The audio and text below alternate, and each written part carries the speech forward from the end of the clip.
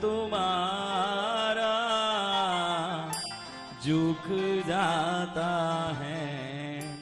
दादा मस्तक हमारा जिधर देखता हूँ, मंदिर तुम्हारा मूरत तुम्हारा झुक जाता है।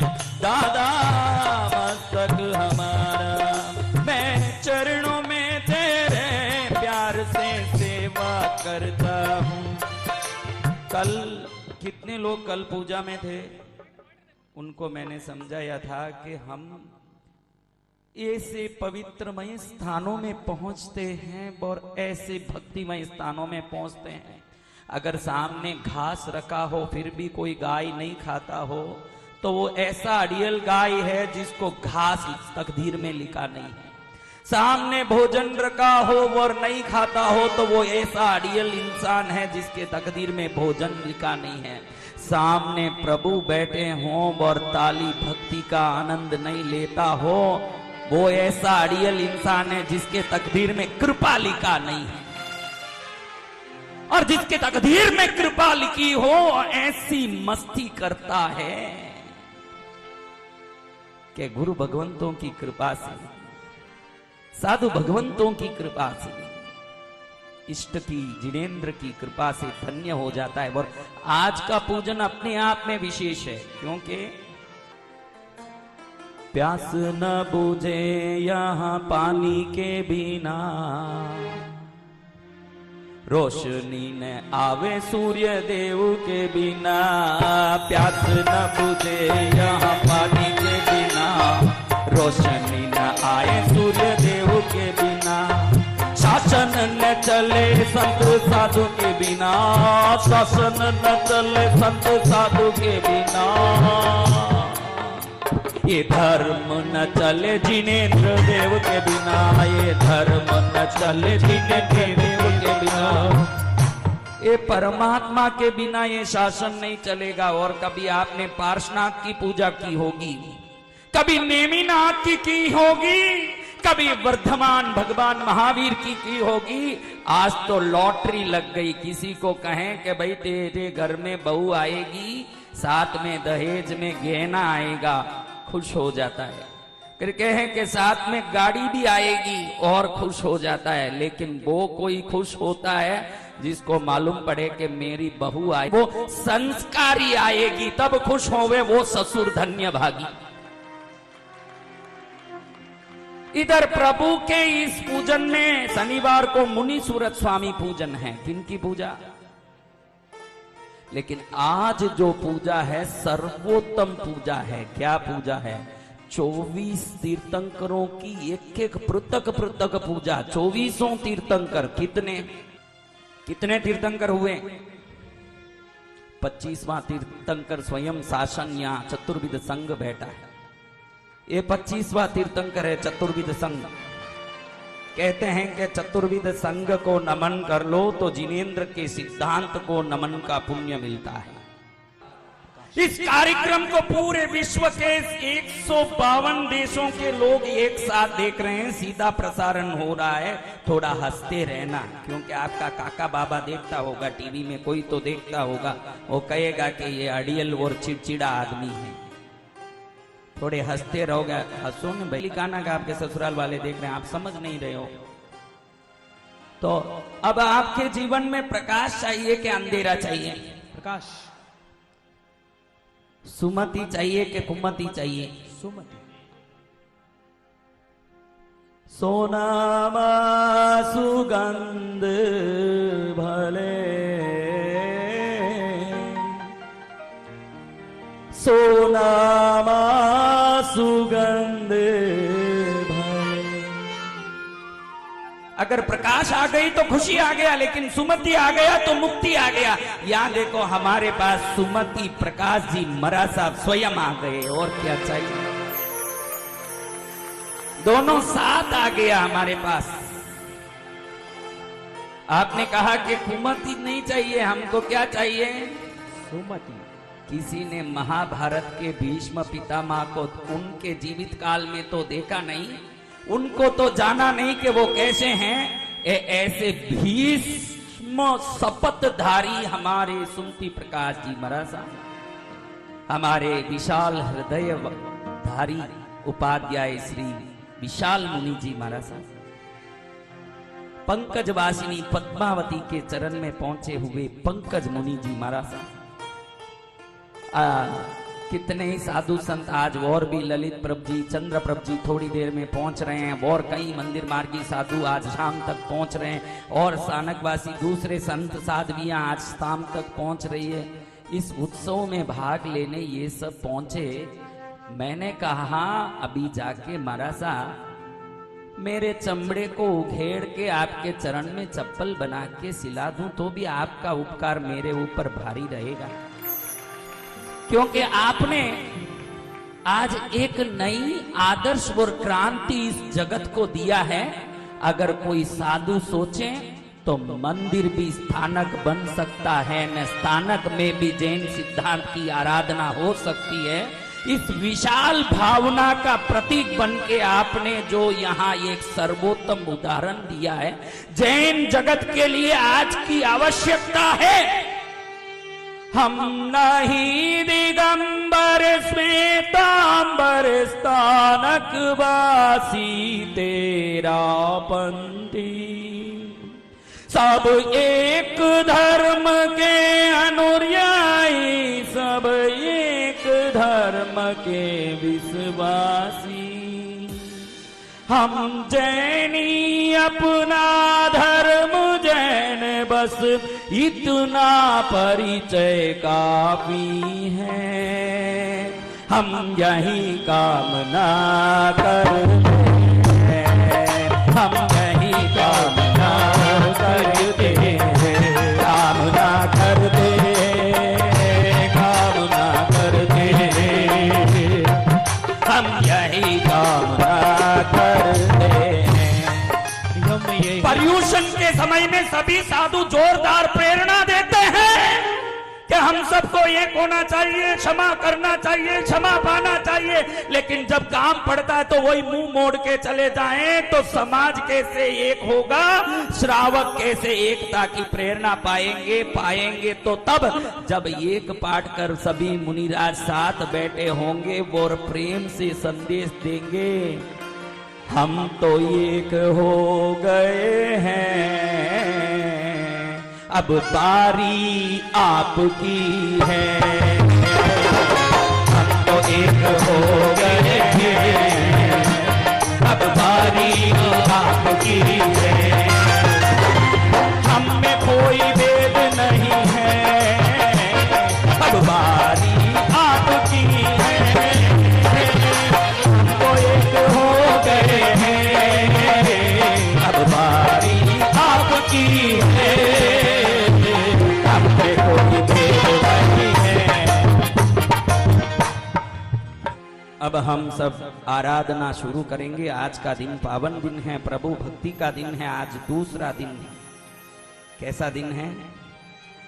आदमी तीसरे चौथे पांचवे में जितना खुश नहीं होता, क्योंकि तब सफलता हासिल हो गई, तब खुश नहीं होता। जब पहला घर बनाता है तो वो श्रम का घर होता है। जब दूसरा एक बन जाता है तो कहता है कि अब खुशी आई, मेरा दूसरा घर हो गया। महोत्सव का दूसरा दिन आ गया, ये खुशी का दिन। फिर तो 3, 4, 5, 6, 7, 8, ये तो जब बहुत ज्यादा हो जाए। अब अंबानी को आप हलवा खिलाओगे, वो कोई खुश होने वाला नहीं, क्योंकि हलवे देख चुके अंबानी जी। और जब अंबानी बनना था तब खुशी हुई। अब ये तीर्थ अंबानी बनने जा रहा है, इसलिए तीर्थ में खुशी छाई हुई है। 23 फुट के 4-4 भगवान बैठ रहे हैं। इस भारत में एक भी भगवान नहीं 23 फुट के बैठे हुए। अब धर्मेंद्र पद्मावती देवताओं को कृष्णगिरी पर ऐसा प्रेम आया, ऐसा कृपा दृष्टि हुई, वो सोचते हैं कि कहीं ऐसा तो कोई स्थान बने जहां हमारे आराध्य, देखो कोई पद्मावती जैसे देवता के बारे में कुछ बोलते हो, सावधान! उनको मालूम नहीं है कि जिसने जीवित काल में पार्श्वनाथ की सेवा की हो, अगर आप मूर्तियों की पूजा करके अपने आप को भक्त मानते हो, तो जीवित काल में प्रभु पार्श्वनाथ समूह शरण में बैठे हों और चंवर डोलते हुए उनकी वाणी को श्रवण करते हुए जिसने सम्यक दर्शन, चरित्र और सम्यक ज्ञान को अपने जीवन का एकमात्र पूंजी बनाया हो। आगम शास्त्रों में लिखा है कि पद्मावती एक ही काम करती है, दो काम नहीं करती है। नैऋत्य विदिशा कोण में बैठ के सिर्फ वसगहरम का नौकार मंत्र का जाप, आपसे बड़ी श्राविका है वो, आपसे बड़ी आराधिका है। अगर 8 दिन तीर्थ में आ गए इसलिए इतना बड़ा बादले का तिलक लगा के बैठ सकते हो सेठ बन के, तो साक्षात पार्श्वनाथ की सेवा की हुई है और उससे सुनी हुई आगम की बातें अगर कान में डाल लें, पार्श्वनाथ के मुंह से निकली हुई बातें जो उसने सुनी हैं, वो बातें अगर हम समझ लें तब इतने गच्छ पंथ के फूट हो ही नहीं सकते, क्योंकि असली तत्व तो पद्मावती ने सुना है, हमने नहीं सुना। तो ऐसी जगदम्बिका के श्री चरण में आके आज बोहरा परिवार बैठा है। बोहरा परिवार के श्रद्धास्पद पुण्य स्रोत गुरु भगवंत श्री सुमति प्रकाश जी महाराज साहब, विशाल मुनि महाराज साहब, मैसूर में उनकी सेवा करने में सबरे अग्रगणी परिवार और मैसूर जैन संघ के अध्यक्ष कैलाश जी बोरा बैठे हैं। अब उनके पुत्रों भी बैठे हैं। मेरे को चंदन को याद दिलाना पड़ा, भाई चंदन वो तो लकड़ी बन के पड़ा रहेगा जब तक तो मुर्दों को जलाने काम आएगा बेटा। चंदन जब वो घिस जाता है तो परमात्मा के चरण में काम आता है। जब ऐसा ही है,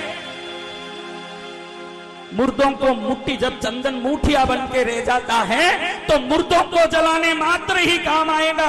जब वो घिसना सीखेगा तो अपने आप परमात्मा के पूजा में काम आ जाता है। तो मैंने कहा चंदन ऐसी मुठिया बन के कब तक मैसूर में पड़े रहोगे, थोड़ा घिस जाओगे कृष्णगिरी तक आके तो सुगंध देने लगोगे, सौरभ देने लगोगे, महक देने लगोगे, आनंद देने लगोगे, जीवन में मंगल हो जाएगा।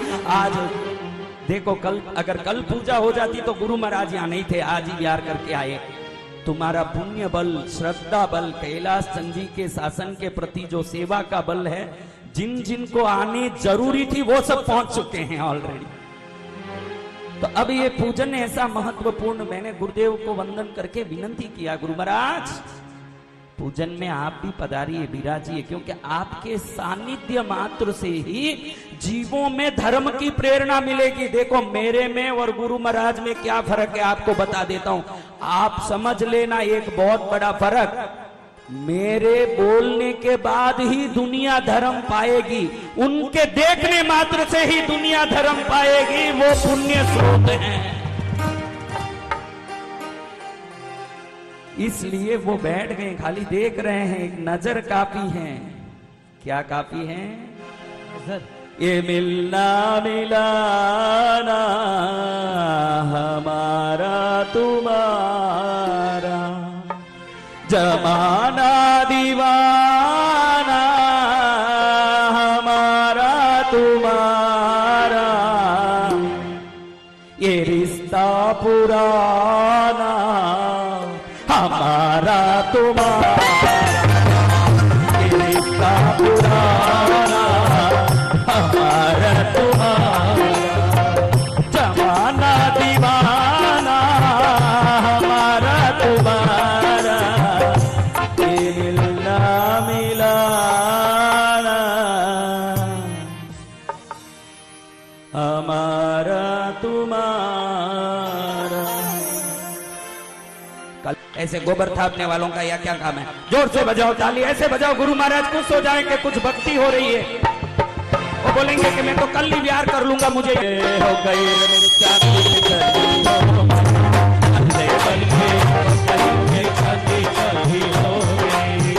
मिला है मुझे दरबार, अपनी तो दुनिया बदल गई है। जब से मिला है मुझे दरबार, अपनी तो दुनिया बदल गई है। सोना रे सोना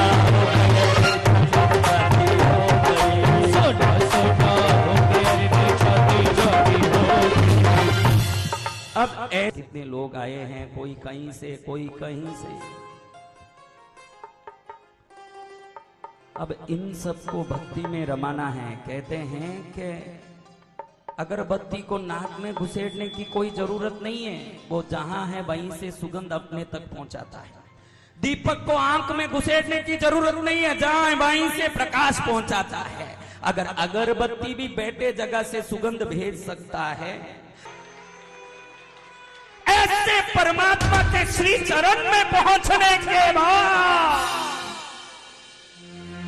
थोड़ा थोड़ा प्रभु का भजन कर ले, थोड़ा थोड़ा प्रभु का भजन ले, मुक्ति का कोई जतन कर ले, मुक्ति का कोई जतन कर ले, थोड़ा थोड़ा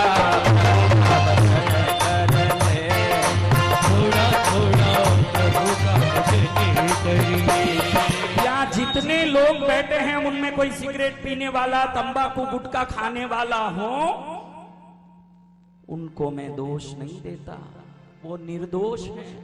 फिर दोषी कौन है भाई? अगर ऐसे अभी महाराज साहब बोलेंगे कि आप तो ये उल्टी पाठ क्यों पढ़ा रहे हो, ये सब तो दोषी है। अरे पूरा सुना तो सही महाराज साहब, पूरा सुनो तो सही। ये दोषी कैसे हुए? ये तंबाकू खा रहे हैं, ये सिगरेट पी रहे हैं, ये शराब पी रहे हैं, ये दोषी नहीं है, इनका संगत दोषी है। संगत करे अच्छे लोगों की, संगत करे अच्छे लोगों की, जाएगी सब रोगों की, दवा मिल जाएगी सब रोगों की। भक्ति में मन को चमन कर ले, भक्ति में मन को चमन कर ले, थोड़ा थोड़ा थोड़ा थोड़ा प्रभु का भजन कर ले। अब ऐसे भजन करते कहता हूं कि आज तक जिसने सिगरेट पिया अपने आप दुकान से लाके कहीं गली में नहीं पिया, उसके दोस्त ने सिखाया थोड़ा पी के तो देख मजा आएगा। तंबाकू खाने वाला अपने आप नहीं खाया, मित्र बताता है कि थोड़ा मुंह में डाल के दे दे। ललित आदत ऐसी आया कि किसी ने सिखाया, आज से छोड़ देना, हंसना नहीं, इसे अच्छी बात नहीं है, इससे हंसने की क्या बात है? छोड़ना क्या छोड़ना? संगत, संगत छोड़ना, संगत से मिली हुई गलत पंगत छोड़ना, और उस गलत पंगत के कारण आई हुई रंगत छोड़ना, जीवन में सफल हो जाओ। क्या छोड़ना है? कई बार मरासा के पास जा जाके हाथ जोड़ जोड़ के त्याग लिया, लेकिन 4 दिन भी प्रतिज्ञा टिका नहीं पाया। फिर मरासाई उसको पूछते हैं, क्या पूछते हैं? क्या हुआ तेरा वादा, ओ कसम ओ इरादा, पचकान लेके गया गुटखा खाने का, फिर ये मुंह काला क्यों दिख रहा? क्या हुआ तेरा वादा, ओ कसम ओ इरादा। अब मरासा जैसे ही पूछते हैं विशाल मुनि जी मरासा, तो तुरंत वो बोलता है, भाव जी कई करूं मन घबरावे, अगर नहीं खाऊं तो हाथ पज ढूंढे। क्या होता है? ये जो जितने गुटखा खाते हैं, शराब पीते हैं, इनको छोड़ने बोलो, वो बोले कि होता नहीं है, मेरे हाथ पैर कंपते हैं। अरे जिंदे होके मुर्दे होने से अच्छा है मुर्दे होके संस्कार से अमर बन जाओ और शासन का नाम कर दो। ऐसा कचरा खा के जियोगे क्या मतलब निकलेगा? जियोगे तो जियूं कैसे,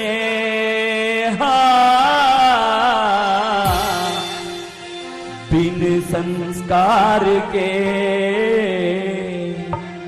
लगता नहीं दिल कहीं हो, बिन संस्कार के 4 दिन जियो और संस्कार से जियो नहीं कि मैं टीवी में आ रहा हूं, सासू जी देख रहे होंगे, साड़ा जी देख रहे होंगे, उनको मालूम पड़ गया कि मेरे बहनों ऐसे धर्म काम भी करते हैं। अगली बार जाओगे तो जो आज तक आपको आटे का सीरा बना के डालते थे वो बादाम का सीरा खिलाएंगे कि मेरा जमाई धार्मिक जमाई है, कोई ऐसा वैसा नहीं। कल से देखना बादाम का सीरा मिलेगा, क्योंकि जब हम कोई अच्छा काम करते हैं, देखिए संसार में आप कोई भी काम करो, संसारी मुंह के सामने प्रशंसा करेगा, पीठ के पीछे क्या बोलेगा पता नहीं, लेकिन जब कोई धार्मिक काम करोगे 84 लाख जीव आप बात देंगे और आपका मंगल हो जाएगा, धर्म काम का सिद्धि आपको मिलेगा। अब हम देखो कैसे सुंदर सजाया है।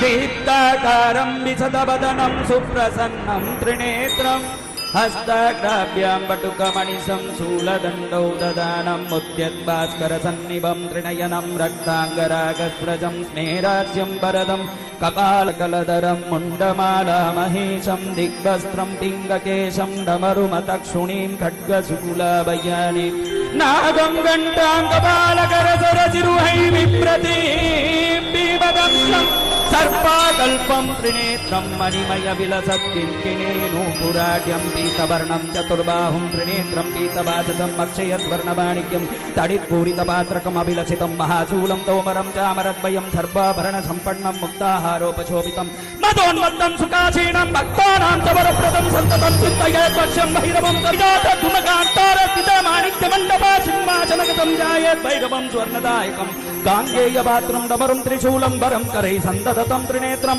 देव्यायुतं तप्त सुवर्णवर्णं स्वर्णाकृतिं भैरवमाश्रयामि।